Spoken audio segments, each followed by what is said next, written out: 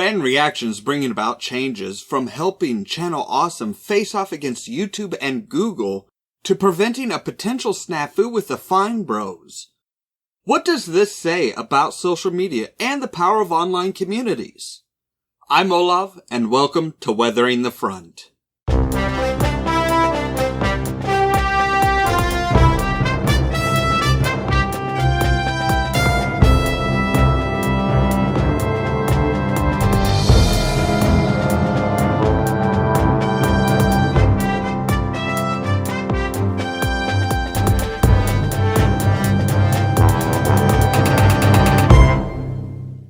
If you follow Twitter at all, you have probably seen a couple of issues come across your feed. The first is a shocker from Channel Awesome.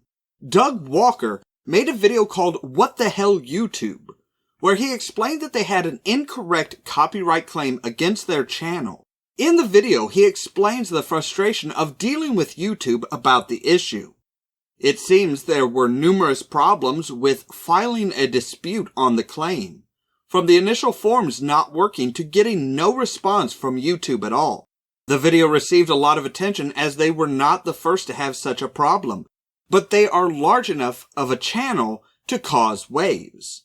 The next day, there was a continuation of the saga with What the Hell YouTube Part 2, where Mr. Walker addresses the audience again, stating that their channel was back up with lengthier videos and monetization back. Interestingly, the strike was still on their account, but the channel was reinstated to full abilities. Now, the amazing thing about this is that unlike many other channels that have had problems and then had it cleared, they are not leaving it as is. They are determined to find out why the problem is and what can be done to correct the issue and prevent it from happening again. Why is this such a big deal? Because Channel Awesome is looking at this as a problem not just for themselves, but for everyone. They want to help make sure that, yes, it doesn't happen to them again, but also that it doesn't happen to anyone else, especially another smaller channel that might not have the viewership to help make a big enough wave to get YouTube's attention.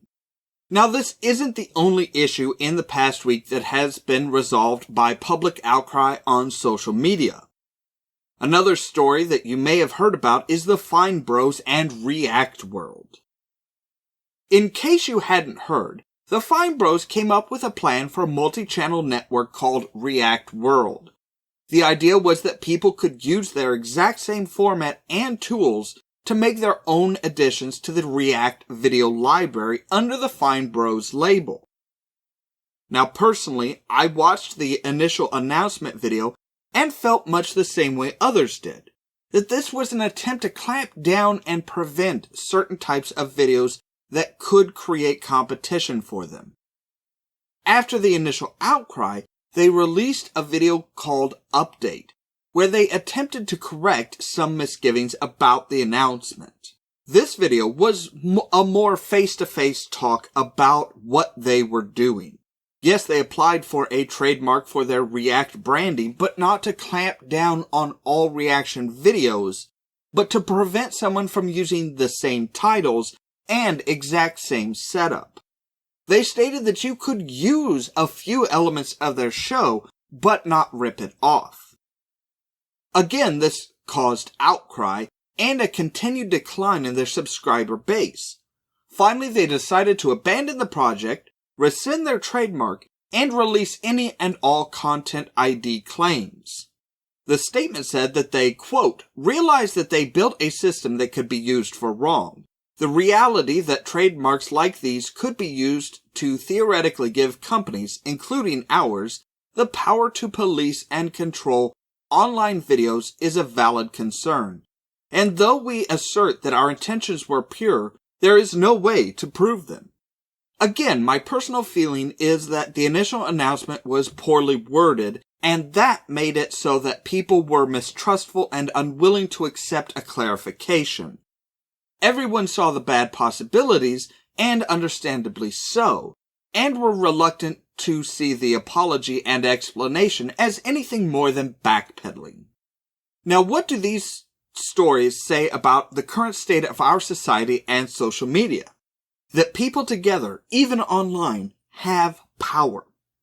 We have the power to band together to help companies and channels to realize when they are in need of change. We can get YouTube and Google to realize that their content ID claims are broken to the point where they are willing to schedule discussions with channels to find out where the problem is. We have the power to help someone realize that their proposed idea sounds sketchy and could be used to lord over an entire video style. Whether this was their intention or not, it could very easily be used in wrong ways, and the people responsible may not even realize they are doing it. Together we can all make a difference, and we have seen 2 wonderful examples of that in just the past week. Who knows what the next week is going to prove to us? We'll just have to wait and see. As always, thank you so much for watching, and stay tuned for more from Ollamh Productions. Cheerio.